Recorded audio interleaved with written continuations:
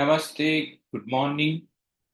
हम सब अपने मास्टर डॉक्टर सैमुअल हनीमान सर, अपने गुरु, अपने टीचर्स, अपने पेरेंट्स के साथ आज की जर्नी को स्टार्ट करते हैं। कल हमने सेकंड प्रिस्क्रिप्शन किस तरीके से हमारा अच्छा हो सकता है उसके बारे में पढ़ा और शुरुआत की थी वन साइडेड डिजीज के बारे में बात करने की। आज हम उसी पार्ट को आगे बढ़ाएंगे। Aphorism number 174। The principal symptom may be either an internal complaint, that is a headache of many years duration, diarrhea of long standing, an ancient cardialgia, etc. Or it may be an affection more of an external kind. Diseases of the latter character are generally distinguished by the name of local diseases, local maladies. तो ये जो few symptom यानी कि one sided disease जो है उसमें दो तरीके की कंप्लेंट हो सकती है, चाहे वो इंटरनल कंप्लेंट हो जैसे fatty liver, headache means migraine, या फिर renal stone, gall stone. these all are the one sided disease, tumors of any kind, and thrombosis. Okay. तो ये सब जो है वो वन साइडेड पाइल्स है, ये वन साइडेड डिजीज है क्योंकि उसमें एक या दो सिम्टम काफी स्ट्रॉन्ग तरीके से आते, बाकी और कुछ नहीं होता। फाइब्रॉइड उसमें से एक है। और डायरिया ऑफ लॉन्ग स्टैंडिंग या फिर constipation of long standing, ancient cardialgia, cardialgia means heart pain that is out of, maybe due to acidity or some spasm of the diaphragm। तो ये किसी भी वजह से हो सकता है और काफी लंबे टाइम से हो, ऐसे पेशेंट हमारे पास आते ही है। ये सब पेशेंट वन साइडेड डिजीज के हैं। उसमें एक या दो सिम्टम आपको स्ट्रॉन्ग तरीके से मिलते हो, बाकी और कुछ नहीं मिलता हो। अब चीफ कंप्लेंट देखेंगे तो आपको पता चलेगा। और दूसरी तरफ की जो वन साइडेड डिजीज है वो है एक्सटर्नल काइंड के one sided disease, that is disease of skin, या बाहर से जो दिखता हो। जैसे अ, अगर देखें तो ये स्पेक आना, बराबर, that is also one sided disease. जैसे दूर का सिर्फ नहीं दिखता और कोई कंप्लेन नहीं है पेशेंट को, तो वो वन साइडेड डिजीज में चला जाएगा क्योंकि ये बाहर से हमें पता चल रहा है कि भाई इसको स्पेक है। हाँ, जब नहीं होता है तब ये इंटरनल कंप्लेंट है कि अच्छे से दिखाई नहीं दे रहा है, दूर का नहीं दिखाई दे रहा है, नजदीक का नहीं दिखाई दे रहा है। ये that is all the diseases. आप कुछ भी डिजीजेज उठा के देख लो, वो काफी सारे डिजीज ये वन साइडेड डिजीज में फिट होते हैं। वार्ड्स उसमें से एक है। तो ये बाहर के डिजीज जो दिख रहा है जैसे हेयर फॉलिंग, ये दिख रहा है, लेकिन इसमें और कोई कंप्लेंट पेशेंट को होती नहीं है। तो ये सिर्फ और सिर्फ वन साइडेड डिजीज में आता है। उसमें एक या दो सिम्टम जैसे हेयर डैंड्रफ है उसकी वजह से हेयर फॉलिंग है, या फिर हेयर जड़ से निकल रहा है, रूट से ही फॉल हो रहा है। तो ये स्ट्रॉन्ग सिम्टम आपको मिलेंगे और कुछ नहीं मिलेगा। या फिर कॉम्बिक के टाइम पे हेयर फॉल हो रहा है, बराबर। पेशेंट, हर एक पेशेंट जो है वो डिफरेंट तरीके से अपनी पिक्चर को बयान करता है, लेकिन वो आपको जो सीवियर सिम्टम मिलेंगे वो एक या दो मिलेंगे, इसलिए इन सबको वन साइडेड डिजीज में ऐड कर दिया जा सकता है। हनुमान सर ने इसलिए यहाँ पर एटसेट्रा लिखा है, क्योंकि काफी वास्ट एरिया है, इसको हम एक या दो डिजीज में हम कवर नहीं कर सकते।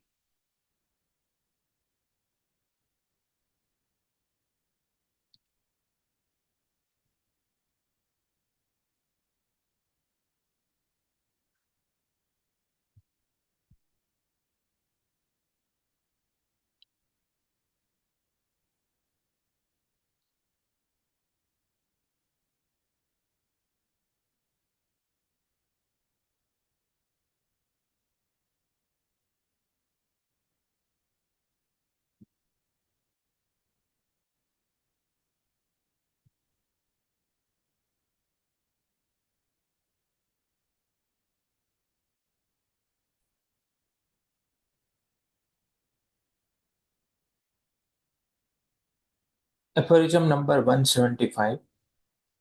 In one-sided disease of first kind, it is often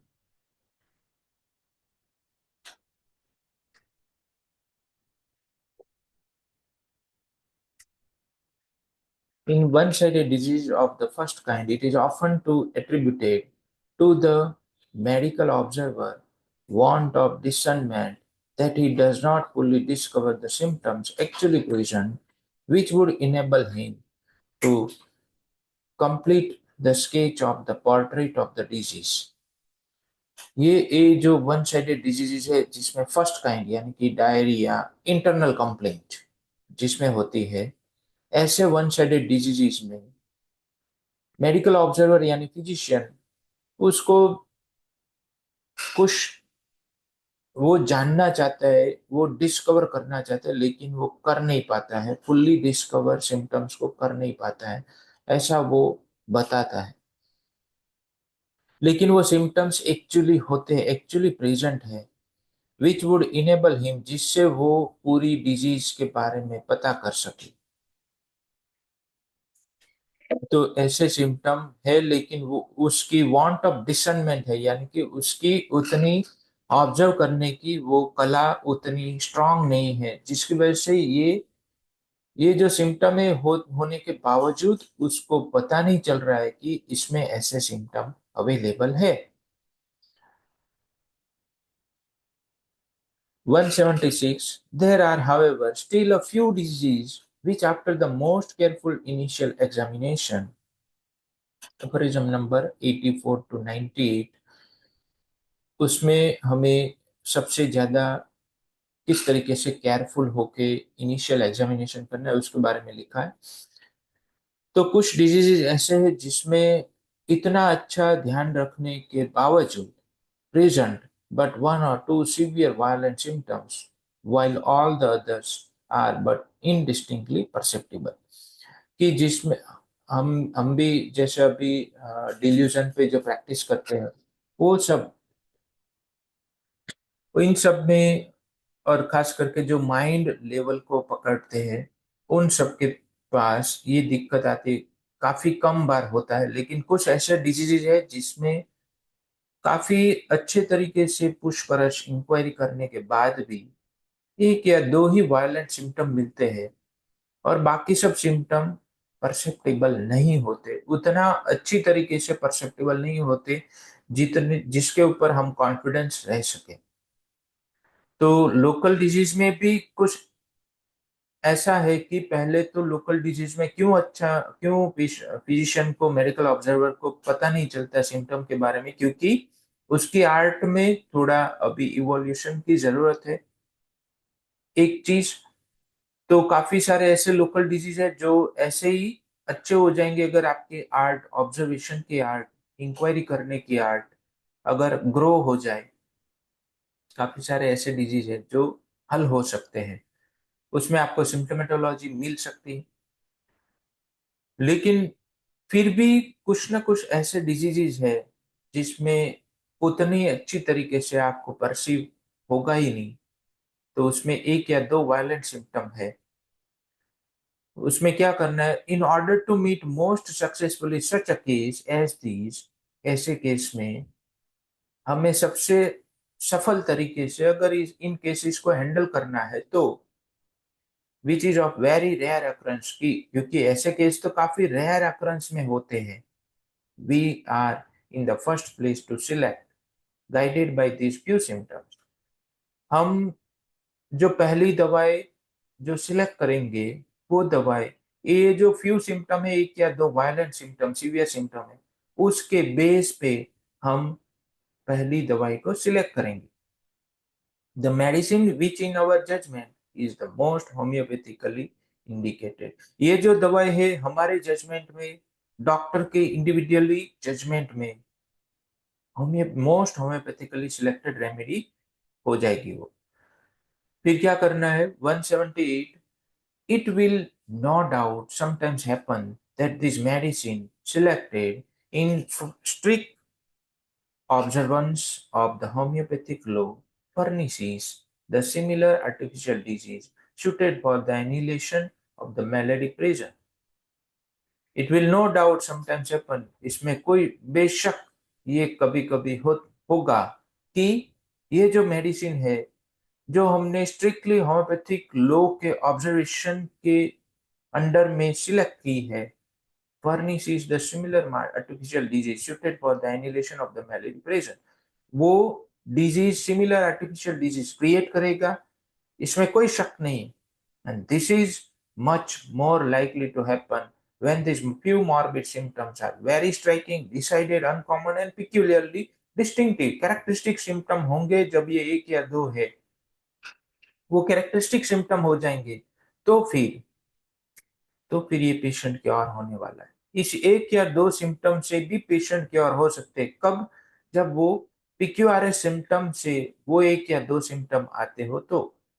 जैसे माइग्रेन का पेशेंट है, वन साइडेड डिजीज का केस है, लेकिन ये वन साइडेड डिजीज माइग्रेन का जो केस है उसमें हमें क्लियर कट मिलता हो कि पेशेंट को ऑनर वुंडेड हुआ, उसकी वजह से हेडेक स्टार्ट हुआ, या बार बार उसका ऑनर वुंडेड हो रहा है तो एक honour wounded aggravation.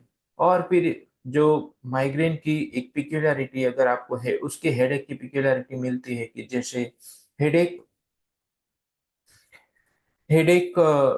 starting from the occiput and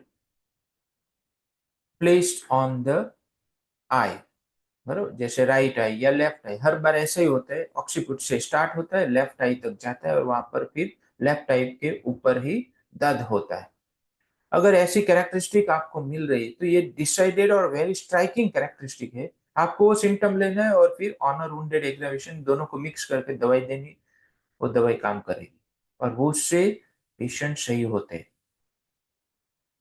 तो जो हम करते हैं, अभी काफी सारे केसेस हमारे ऐसे ही निकले हैं कि जिसमें ऐसा एक फिजिकल PQRS जो मिल रहा है उसको लेते हैं, फिर एक जो सबसे ज्यादा स्ट्रॉन्ग मेंटल कैरेक्टरिस्टिक मिल रही है, चाहे वो डिल्यूजन हो या फिर परसेप्शन का पार्ट हो, क्या है वो पेशेंट बताएगा, हम पहले से डिसाइड नहीं कर सकते इसको। तो आज हम हमारी जर्नी को यहाँ पर स्थगित करते हैं, कल फिर से आपके साथ इसी जर्नी के साथ आगे बढ़ेंगे। Thank you, goodbye, take care, love you all.